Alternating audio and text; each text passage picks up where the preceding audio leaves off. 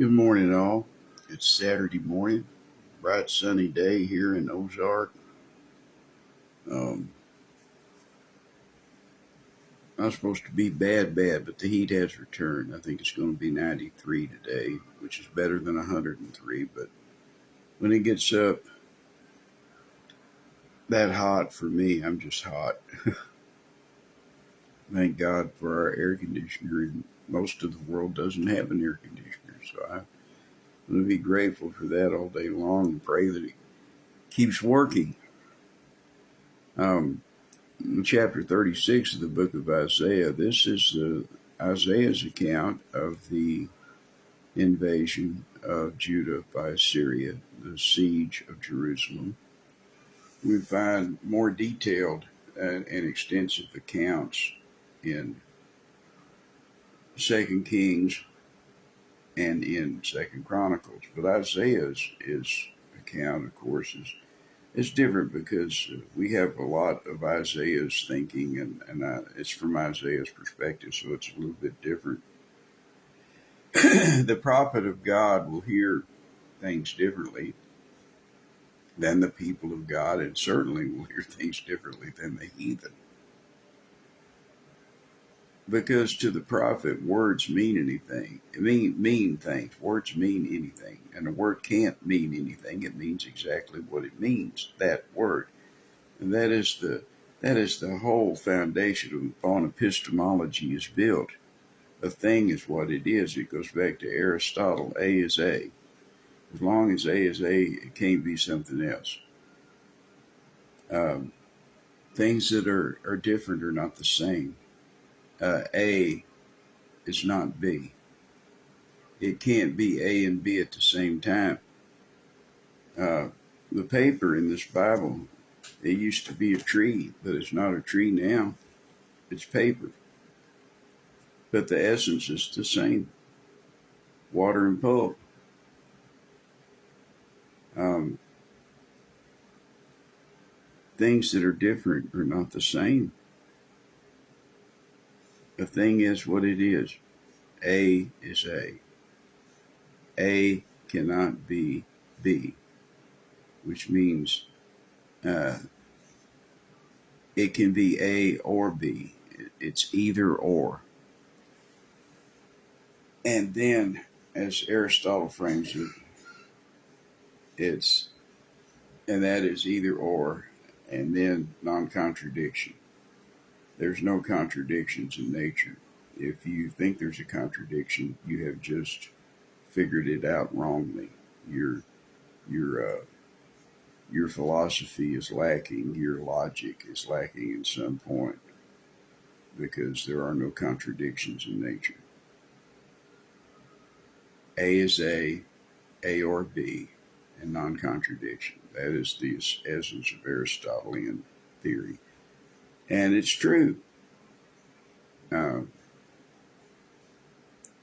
Aristotle did not attribute this law of physics, the law of nature, to the God of heaven. He just thought he figured it out. Of course, Aristotle was an atheist, and if he believed in anything at all, he publicly believed in whatever gods the Greeks believed in at that time, and it did change from time to time, and so that he would not be killed. Of course, he had to die anyway. So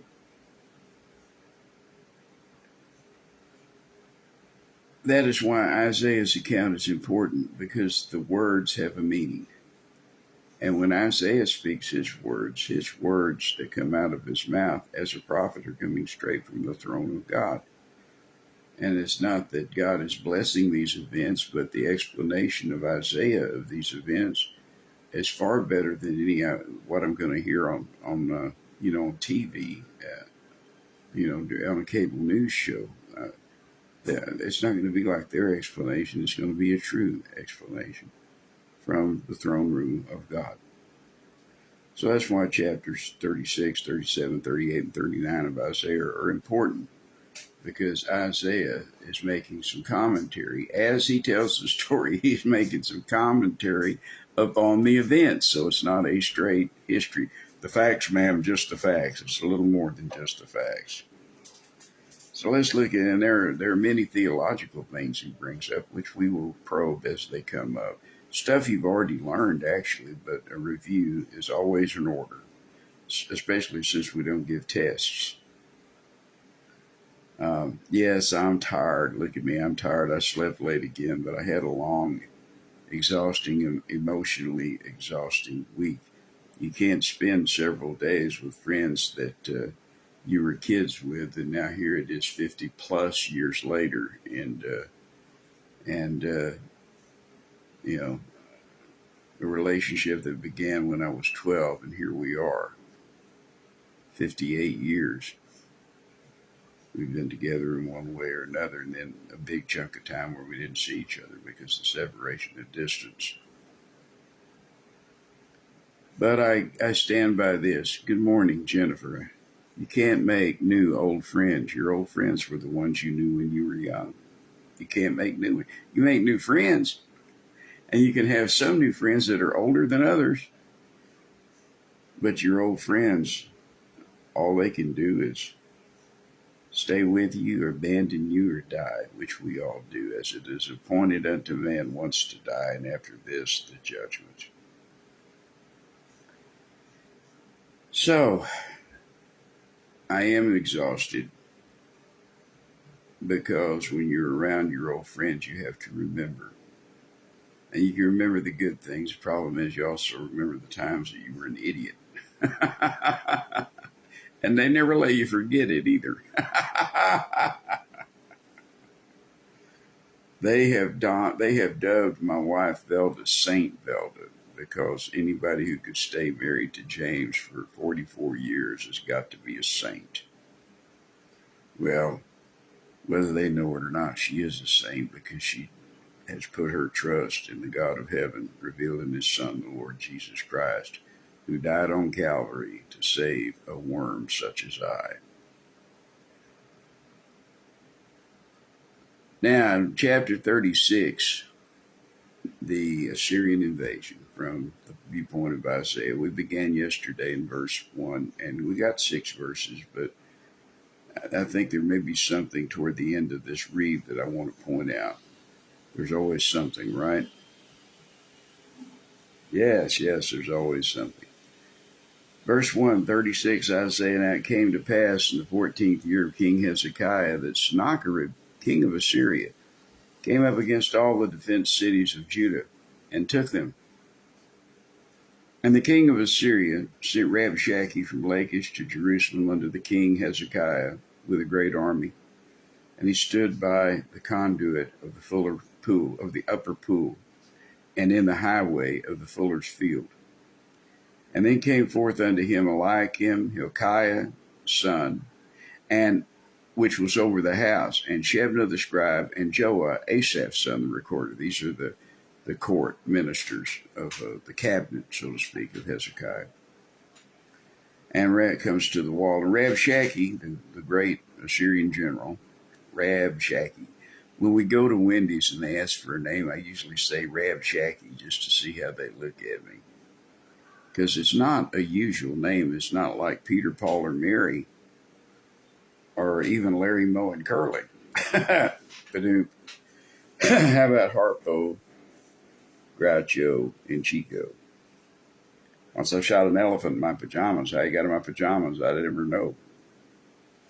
Will you go out with me? No. What if I get on my hands and knees? No. What if I get on your hands and knees?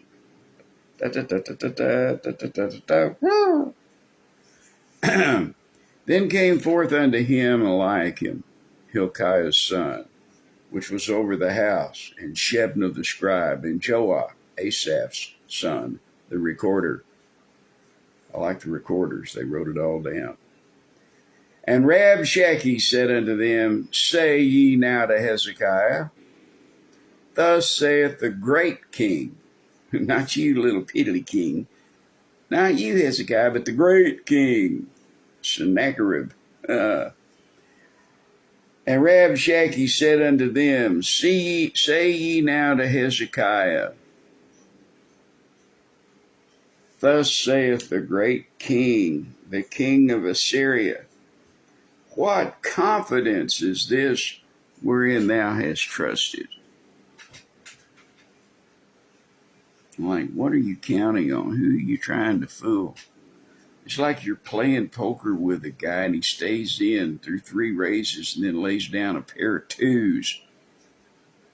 What are you betting on? I know you former gamblers, and maybe some of your current gamblers, I don't know. I had to give up gambling because it took too much of my time up away from the Lord. My position on that is this: I don't think gambling's a good idea. Not because of the social woes, but although that's all a part of it. You go to any casino and everything around it is pawn shops and strip clubs, but or just down the road. The trouble I've always had with gambling is that, and it's not because the soldiers cast lots for Jesus' garments. That's the classic explanation. That's not why gambling is an evil. Gambling is bad because in order for a few people to win, a whole lot of people have to lose. Gambling is a game built on the guarantee that the many will lose and an infinitesimal minority will win. You see, that's the kind of government and society we have now where the multitude loses, but the people running the game, they win. The house always wins, baby. I mean, unless you're playing poker, and eventually you will lose at that too. Just ask Dolly Brunson. But good morning, Charles. But the problem is that only a few people prosper while the rest of the world lives in the muck and the mud. As Johnny Cash sang, a kicking and a gouging in the mud and the blood and the beer.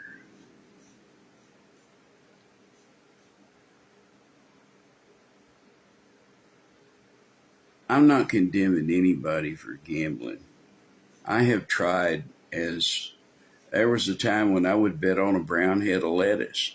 I just don't do it anymore because I don't feel comfortable doing it. You want to gamble?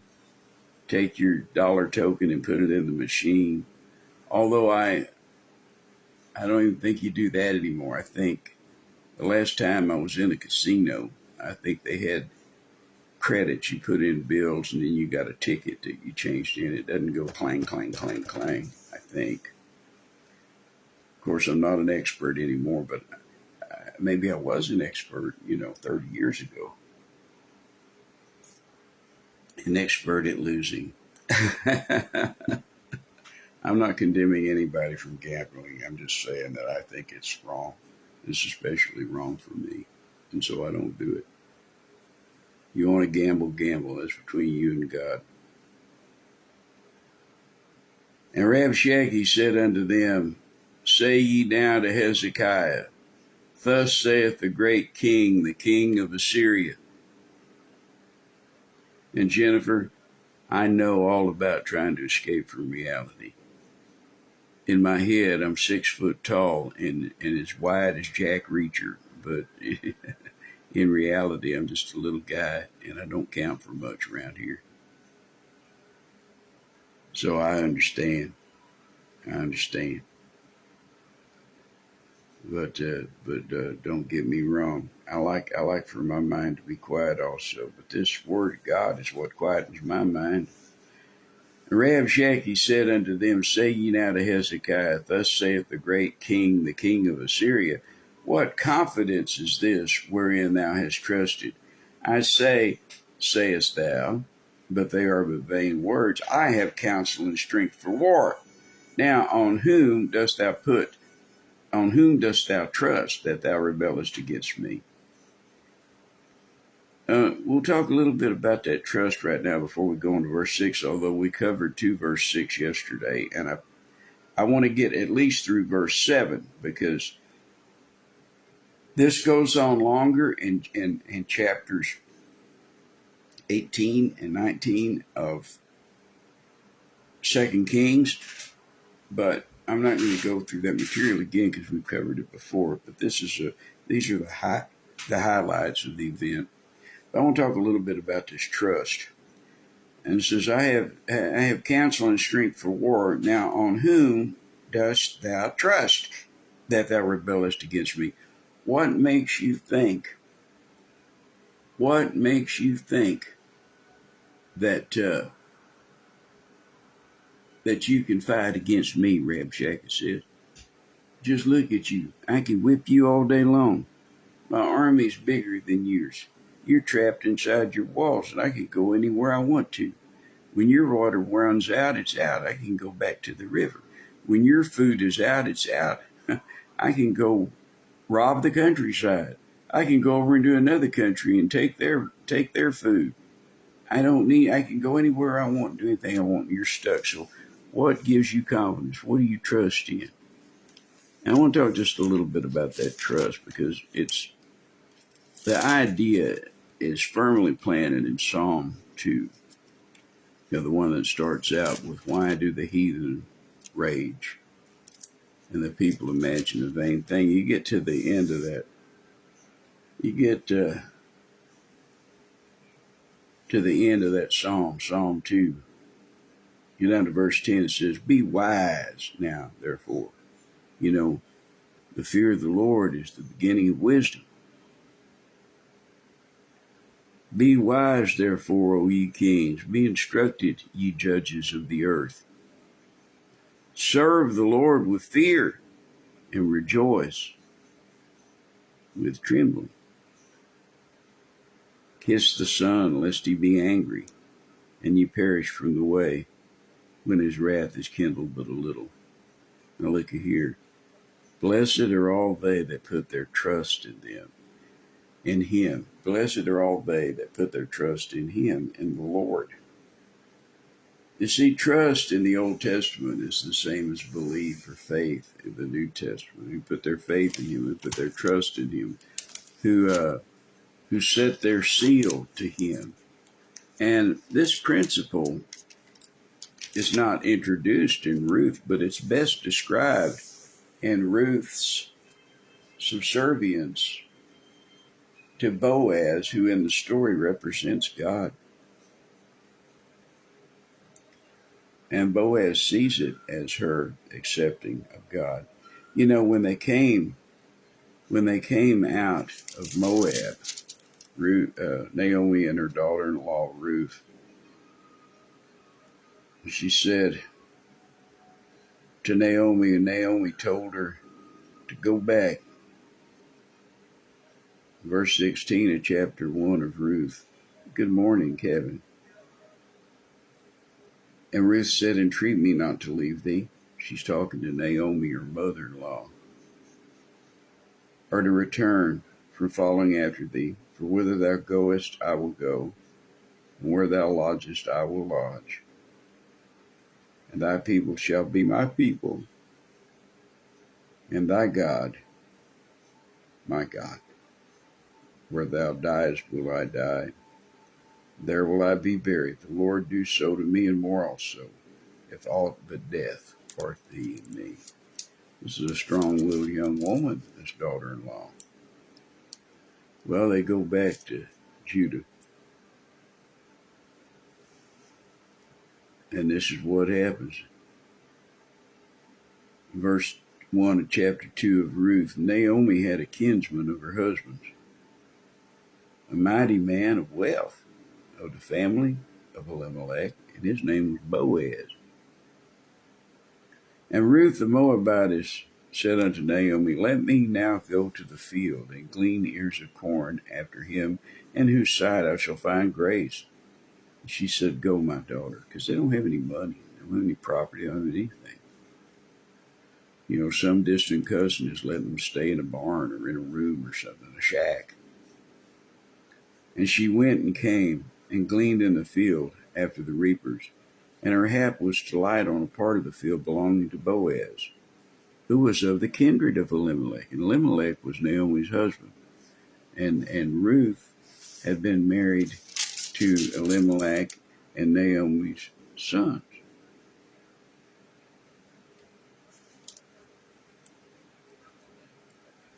she was married. They had two sons named Mahlon and Chilion.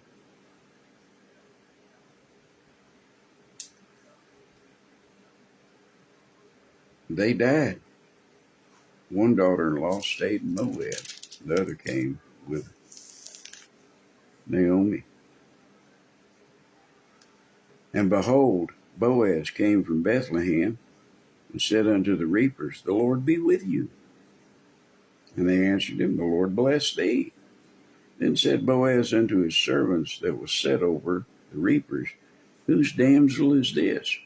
I see a strange girl in the field. She's not my servant. Who is she?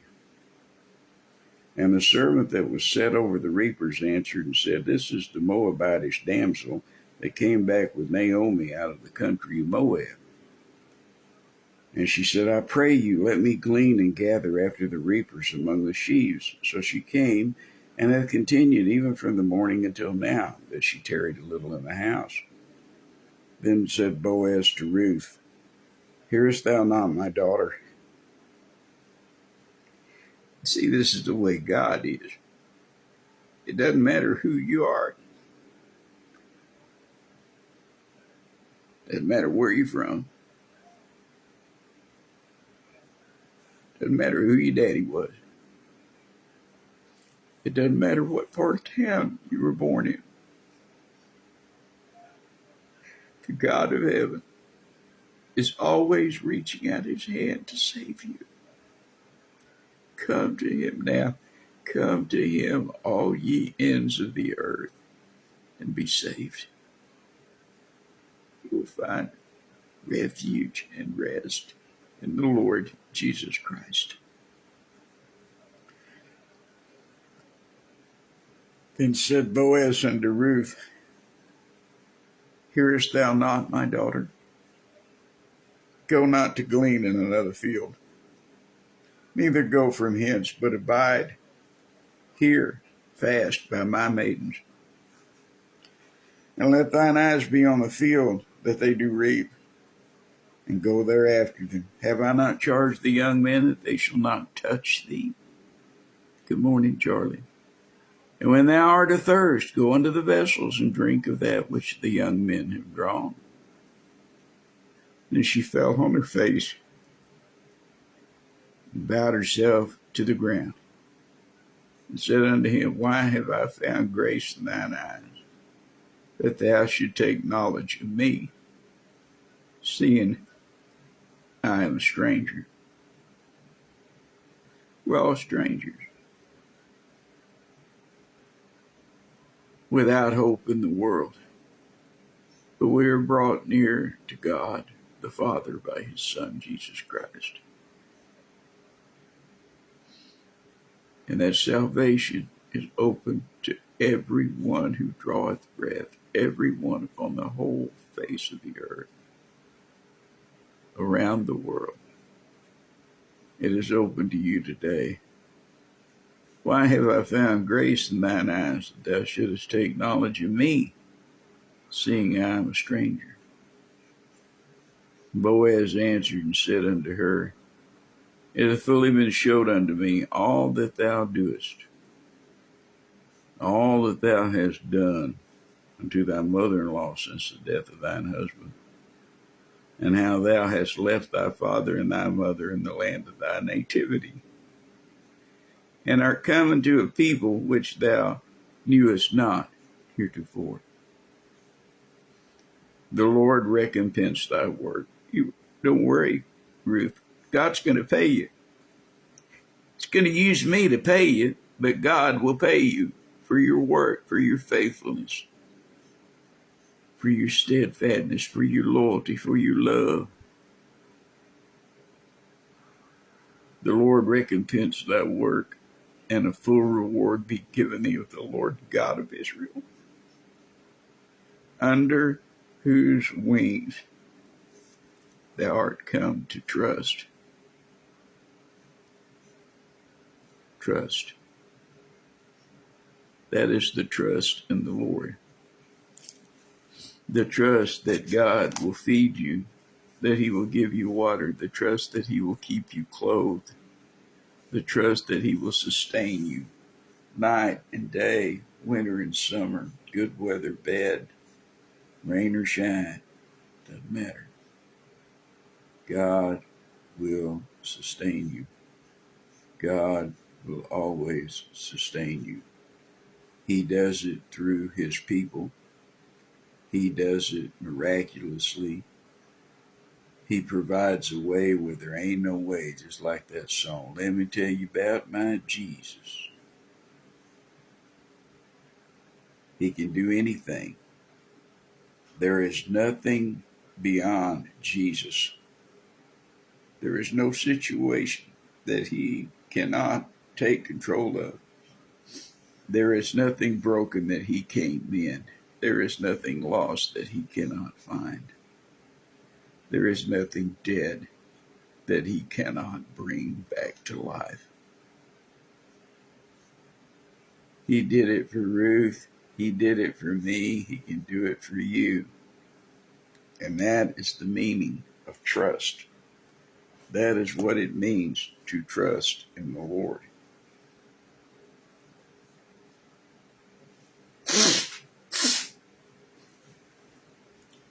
Trust in the Lord. Lean not unto thine own understanding.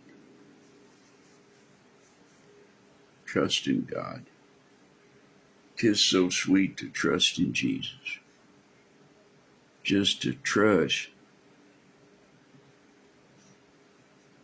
Just to take him at his word. Just to rest upon his promise. Just to know, thus saith the Lord. And Rabshakeh said unto them, say ye now to Hezekiah, thus saith the great king, the king of Assyria, what confidence is this wherein thou trustest? I say, thou sayest thou, but they are but vain words. I have counsel and strength for war. Now on whom dost thou trust, that thou rebellest against me? I'll tell you they trust. Hezekiah trusts in the Lord. He didn't when he made the alliance with Egypt. He didn't when he tried to pay off Sennacherib not to invade. But he trusts God now. He's come around. And then Rabshakeh reveals the alliance with Egypt to the public for the first time, I believe. This is the first time recorded anyway in the Bible. Lo, in verse 6, lo, thou trustest in the staff of this broken reed on Egypt, whereon if a man lean, it will go into his hand and pierce it. So was Pharaoh king of Egypt to all that trust in him. And it was absolutely true. Pharaoh would never, in this era, would never fight a battle of conclusion. He would catch the Assyrians at a disadvantage, do them some damage, and then retreat.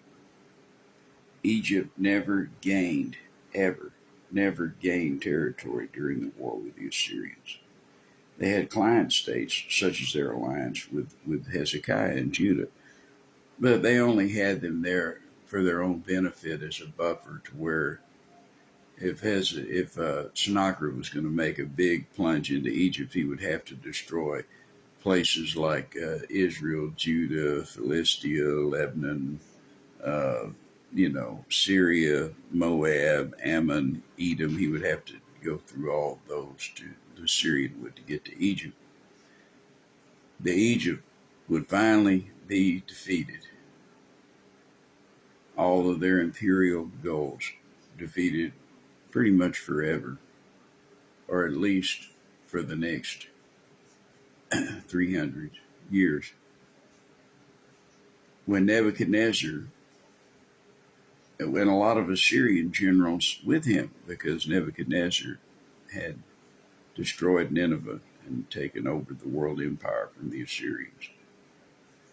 In 605 BC at the Battle of Carchemish, Egypt will finally get theirs, but even though that they have this alliance with Egypt, between Egypt and Judah, Egypt's not going to be able to help them. because a big piece of Rabshakeh's army is all fighting them right now in what is modern day Jordan. And the Egyptians will fight and fall back, fight and fall back. They're not committing their entire army because they don't want to lose. They're not fighting to win, they're fighting not to lose.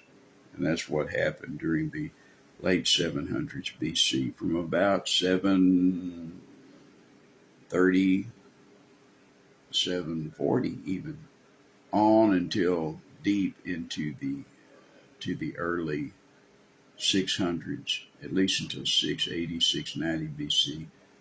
That was the Egyptians in a running fight and just trying to stay alive against the Assyrians. A fascinating study, but that's not the topic of Isaiah 36.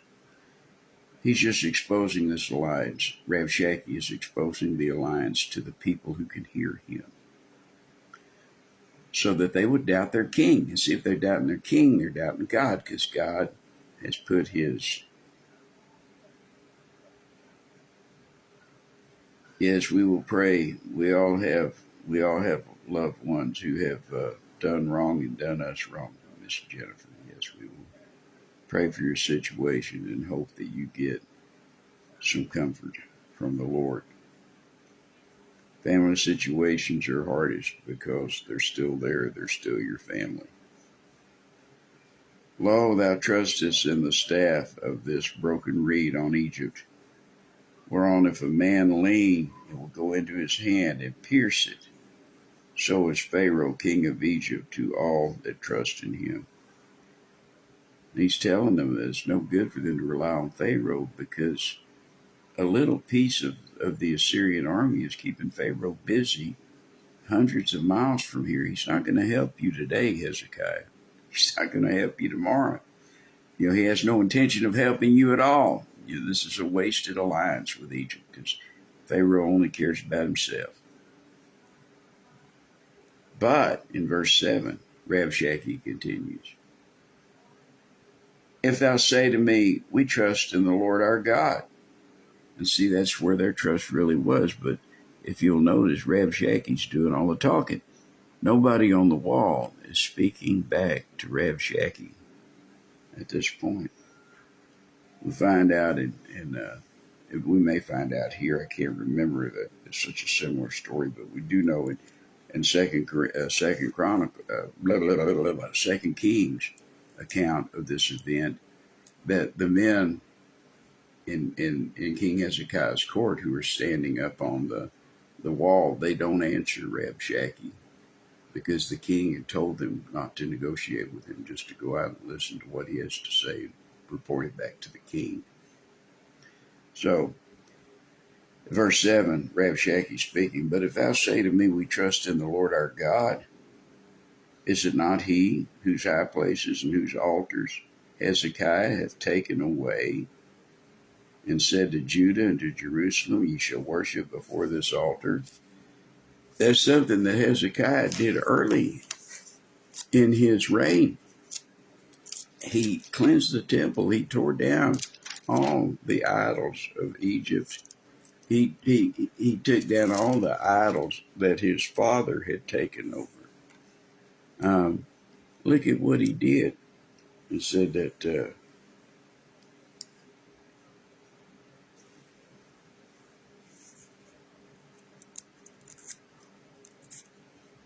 he did that which was right. And then I'm trying to find a certain place here. When Hezekiah became king, was during the fall and near the siege and fall of Samaria, which was the capital of the northern kingdom of Israel, in 732 BC. Now, and Hezekiah reigned over Judah. Now it came to pass in the third year, this is chapter 18 of Hezekiah, chapter 18 of 2 Kings. Now it came to pass in the third year of Hoshea, son of Elah, king of Israel, that Hezekiah, the son of Ahaz, king of Judah, began to reign 25 years old was he when he began to reign, and he reigned 20 and 9 years in Jerusalem. And his mother's name was Abi, the daughter of Zechariah. And he did that which was right in the sight of the Lord, according to all that his father David did. And he removed the high places.